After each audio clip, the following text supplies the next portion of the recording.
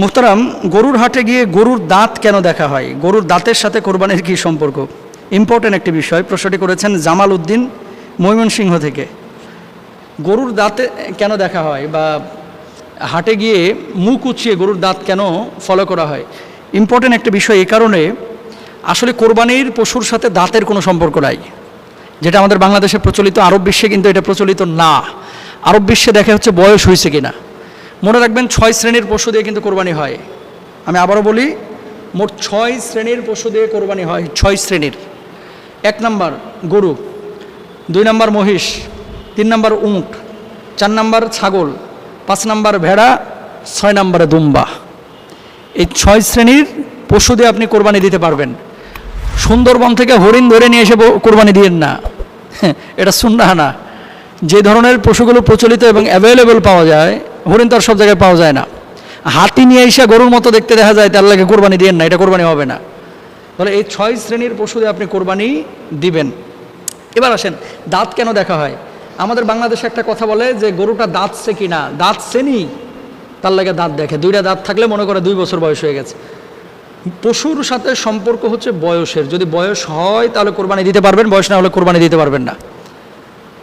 বকনা গরু হোক, ষাঁড় গরু হোক, তারপরে ইন্ডিয়ান গরু হোক, নেপালি গরু হোক, ভুটানি গরু হোক, যত গরু হোক আর মহিষ হোক, গরু এবং মহিষ দেখবেন 2 বছর বয়স হয়েছে কিনা।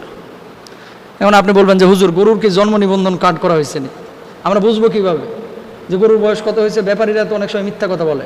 এই জন্য দাঁত চেক করে নিই। 2 বছর হইলে অনেক গরুরই অনেক সময় দাঁত উঠে না। আসলে 2 বছর বয়স হয়েছে কিনা এটা দেখলে বোঝা যায়। একটা গরু দেখলেই তো রুষ্টপুষ্ট বোঝা যায় তো যে গরুটা মানে কতটুকু কি। ঢাকা সিটির ভিতরে অনেক কসাইখানায় দেখবেন হয়তো বা 1 বছর বয়স হয়েছে গরুর, এটারও জবাই করে ফেলায়, খায় ফেলায়। তো কোরবানির জন্য আসলে গরুর বয়সটা হতে হয় 2 বছর। মহিষের বয়স মিনিমাম 2 বছর। উটের বয়স হতে হয় 5 বছর। আর ছাগল, ভেড়া, দুম্বা যা আছে এগুলোর বয়স মোটামুটি 1 বছর। তবে হ্যাঁ, এখানে ফকি মানে কি ইসলামী আইনবিদ যারা, তারা একটা কথা বলেছেন, অনেক সময় 6 মাসের ছাগল দেখা যাচ্ছে এত মোটা তাজা, দেখতে 1 বছরের মতো মনে হয়। এই ছাগলটাকে আপনারা চাইলে কোরবানি করতে পারেন। তাহলে দাঁতের সাথে আসলেই সম্পর্ক নয়, সম্পর্কটা হচ্ছে বয়সের সাথে। আপনি যখন পশু ক্রয় করতে যাবেন, ক্রয় করতে গিয়ে এটা আপনারা খুব ভালো করে খেয়াল করবেন যে ওই পশুটার দাঁত ওঠার আগে বয়স হয়েছে কিনা, এটা ব্যাপারীর কাছে জিজ্ঞেস করেন, অথবা যারা বিশেষজ্ঞ তাদের কাছে জিজ্ঞেস করেন। নিখুঁত পশু আপনারা ক্রয় করার চেষ্টা করবেন। এত মোটা তাজা পশু অনেকে ক্রয় করে যে পশুটা নিজে হাঁটতে পারে না, হাড়ের রোগে। ধরেন গ্রামের কিছু গরু আছে, গাবতলি থেকে আমি দেখি যে মাহফিল শেষে যখন আমরা রাত্রিবেলায় বাসায় ফিরি, বিশেষ করে উত্তরাঞ্চল থেকে যখন গাবতলি হয়ে ঢুকি, ঢাকার গরুগুলো মূলত 2:30 থেকে 4:30 এর মধ্যে ঢাকা সিটির ভিতরে ঢুকে, মানে কসাইখানাগুলো চলে যায়, সরাইখানাগুলো চলে যায়। ছোট্ট ছোট্ট গরু গাবতলি থেকে চলে গেছে একেবারে বসিলা ব্রিজ, গাবতলি থেকে চলে যাচ্ছে একেবারে আপনার মানিকগঞ্জ, কি বলে মুন্সিগঞ্জ, গাবতলি থেকে চলে যাচ্ছে সিরাজদি খান, তারপরে আপনার এদিকে নারায়ণগঞ্জ। হাঁটছে 8 কিলো 10 কিলো, কোনো ক্লান্তি নাই। হাঁটছে, হয়তো বা কষ্ট হচ্ছে কিন্তু ক্লান্তি নাই, মানে চনমনে একটা ভাব। এরকম দেখে গরু কিনবেন।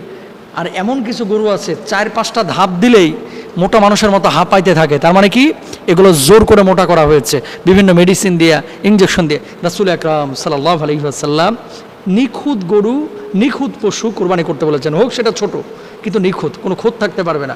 সুতরাং পশুর ক্ষেত্রে আপনারা দাঁত না দেখে দেখবেন বয়স হয়েছে কিনা, এবং দ্বিতীয়ত এই পশুটা নিখুঁত কিনা। যদি খুঁতযুক্ত হয় তাহলে কিন্তু এই পশু দিয়ে কোরবানি করা যাবে না। আপনারা যদি শক্ত সিদ্ধান্ত নেন, ব্যাপারীরা এমনি সাইজ হয়ে যাবে।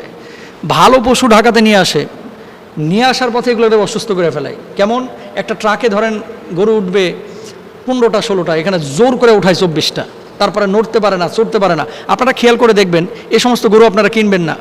ওদেরকে শিক্ষা দেওয়াও দরকার, হাদিসে তো নিষেধাজ্ঞা আছেই। কিছু গরু মহিষ দেখবেন আপনারা ট্রাকে জোর করে তুলে, এই গরুর পেছনটা বা মহিষের পেছনটা, ট্রাকের যে ওই যে নাটবল্টু আছে পেছনে, এটার সাথে ঘেঁষা খাইতে খাইতে গোশত বাইরে হয়ে যায়। এবং এই পশুটাকে নিয়ে এসে তারা কোরবানি দাতাদের কাছে 2-5 হাজার টাকা কম দামে বেচে দেয়। এরকম যারা করে এদের গরুগুলো কিনবেন না, পশুগুলো কিনবেন না, কারণ এগুলো খুঁতযুক্ত। আর খুঁতযুক্ত পশু আল্লাহ রাসূল সাল্লাল্লাহু আলাইহি ওয়াসাল্লাম কোরবানি দিতে না করেছেন। শিং ভাঙা কোনো পশু কিনবেন না, দাঁত ভাঙা পশু কিনবেন না, জিব্বা কাটা পশু কিনবেন না, ন্যাংরা পশু কিনবেন না। ওই যে ট্রাক থেকে মানে 2 তলার সমান মনে হয় যে উঁচু, এরকম উঁচু ট্রাক থেকে ফাল দিয়ে গরুকে নামায়, অনেক সময় পাও ভেঙে যায়। আপনারা বুঝতে পারেন না, কিনে নিয়ে আসার পরে বাড়িতে দেখেন হাঁটতেও পারে না, নড়তেও পারে না, চড়তেও পারে না, এরকম গরু কিনবেন না, এগুলো দিয়ে কোরবানি হবে না। আল্লাহ তাআলা আমাদেরকে বোঝার তৌফিক দান করুন, আমিন।